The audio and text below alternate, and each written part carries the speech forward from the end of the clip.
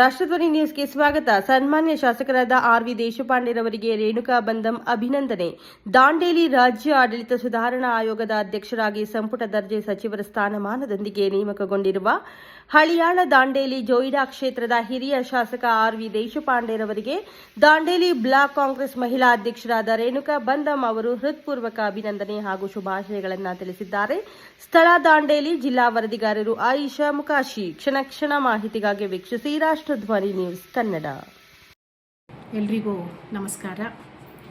ಕರ್ನಾಟಕ ರಾಜ್ಯ ಸರ್ಕಾರ ಕರ್ನಾಟಕ ರಾಜ್ಯದ ಸಂಪೂರ್ಣ ಅಭಿವೃದ್ಧಿ, ಆಡಳಿತದಲ್ಲಿ ಸಮಯಕ್ಕೆ ಅನುಸಾರ ಸುಧಾರಣೆ ಮತ್ತು ಸರ್ಕಾರಕ್ಕೆ ಅನುಭವಿ ರಾಜಕಾರಣಿಗಳ ಸಹಕಾರ ಎಲ್ಲ ವಿಚಾರಗಳನ್ನು ಪರಿಗಣಿಸಿ ನಿಮ್ಮೆಲ್ಲರ ನೆಚ್ಚಿನ ಶಾಸಕರು, ಧೀಮಂತ ನಾಯಕರು, ಬಡವರ ಬಂಧು, ಅಭಿವೃದ್ಧಿ ಹರಿಕಾರರು, ನಮ್ಮ ನೆಚ್ಚಿನ ಶಾಸಕರಾದಂತಹ ಸನ್ಮಾನ್ಯ ಶ್ರೀ ಆರ್.ವಿ.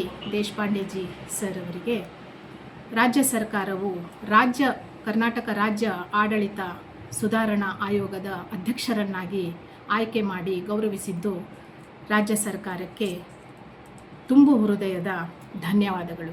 ಹಾಗೆ ನಿಮ್ಮೆಲ್ಲರ ನೆಚ್ಚಿನ ಶಾಸಕರಿಗೆ, ನಮ್ಮ ದಾಂಡೇಲಿಯ ಸಮಸ್ತ ಮಹಿಳೆಯರ ಪರವಾಗಿ ಹಾಗೂ ಕ್ಷೇತ್ರದ ಎಲ್ಲ ಮಹಿಳಾ ಕಾಂಗ್ರೆಸ್ ಪರವಾಗಿ, ಉತ್ತರ ಕನ್ನಡ ಜಿಲ್ಲೆಯ ಎಲ್ಲ ಮಹಿಳಾ ಕಾಂಗ್ರೆಸ್ ಪರವಾಗಿ ತುಂಬು ಹೃದಯದಿಂದ ಅಭಿನಂದನೆಗಳನ್ನು ಸಲ್ಲಿಸ್ತೀನಿ. ಧನ್ಯವಾದಗಳು.